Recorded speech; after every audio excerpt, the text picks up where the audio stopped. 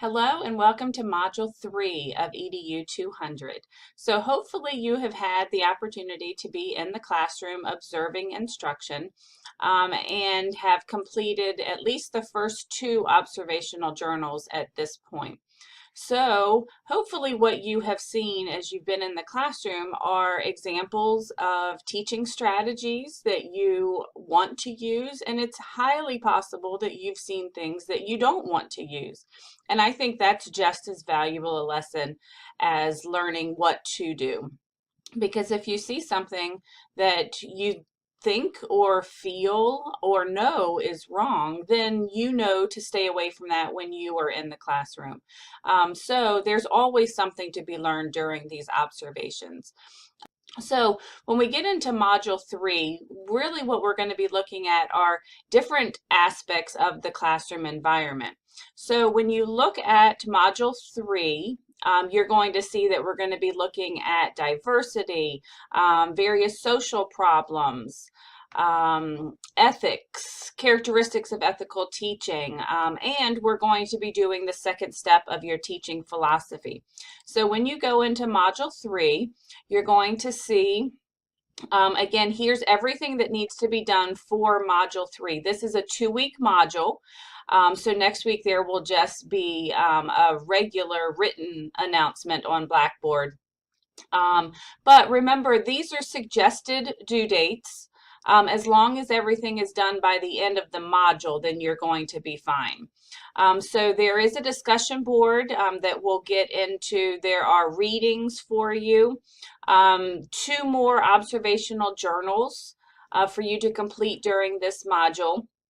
I would like to see that you have at least gotten half of your hours done by the end of this module.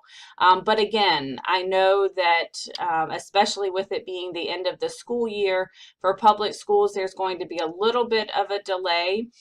So please don't worry if you're not able to submit your 20 hours, because then it's just going to, when you do get at least 20 hours, just go ahead and submit your observation log so I can give you credit for that. And then the other thing is we're going to be looking at step 2 of your teaching philosophy. So all of the PowerPoints and online resources are in this folder. Just a reminder about your observational journals. Just make sure that you're using different topics because that really gives you such a well-rounded perspective of instruction. So just keep those list of topics handy. And again, if it's something that you observed that you really want to write about, whether or not it's because you're passionate because you loved it or you're passionate because you hated it, that's totally fine as well. But 2 more journals should be done during this module.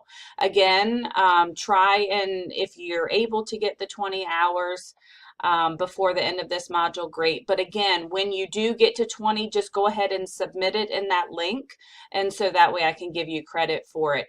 Anything that you have to submit will be over here in this assignments link. I'm trying to keep it updated as we go, so there's always that link for you.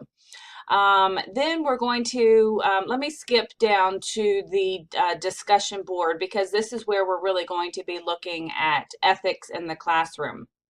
So basically what you're going to do when you click on here, you're going to find that I've already started several threads that have different case studies in them. So what I would like for you to do is to choose one of them. And you can go through and read all of them.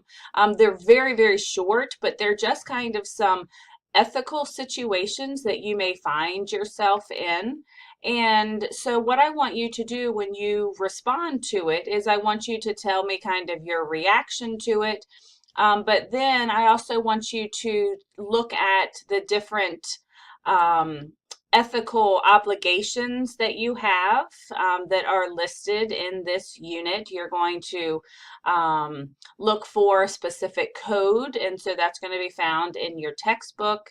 But what's really important about ethical obligations is it's important to know that there is a code of ethics that's out there that regulates how we should be behaving in all of these different situations.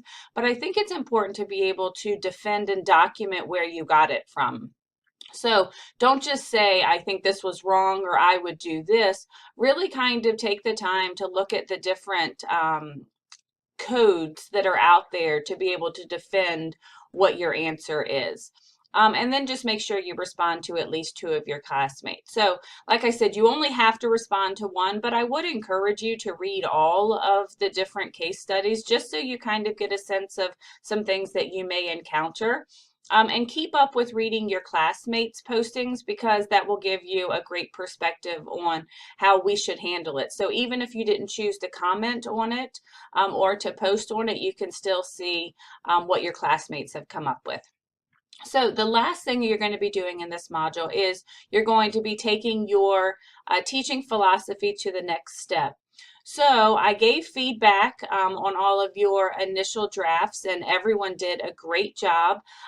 There may have been some things that you needed to add to your teaching philosophy using those prompts that were given in the first part of the assignment. But now that you've had some time in the classroom, reading over the different resources, really this should always be an evolving document.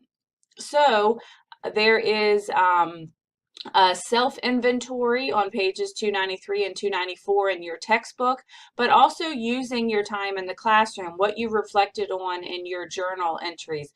You should be ready to make some changes to your teaching philosophy. And that doesn't mean that you disagree with what you put in the first time, but it may be that you're more passionate about it now that you've actually seen it in action. Or maybe there are some things that you want to add to it because you realize this is something that's really important to you.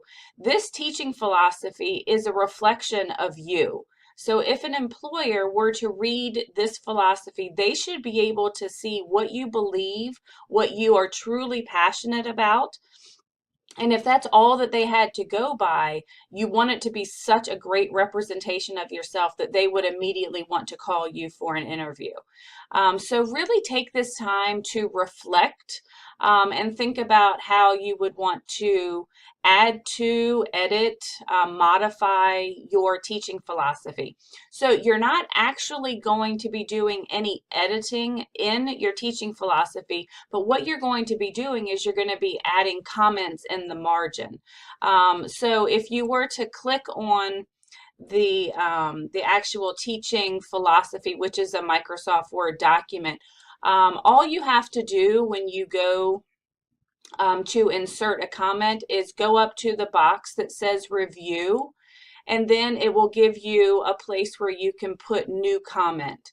And so all you do is, let's say that at the end of this paragraph you wanted to say, oh, I need to go more in depth about this, or I need to explain it a little bit better, or I want to add this topic in here.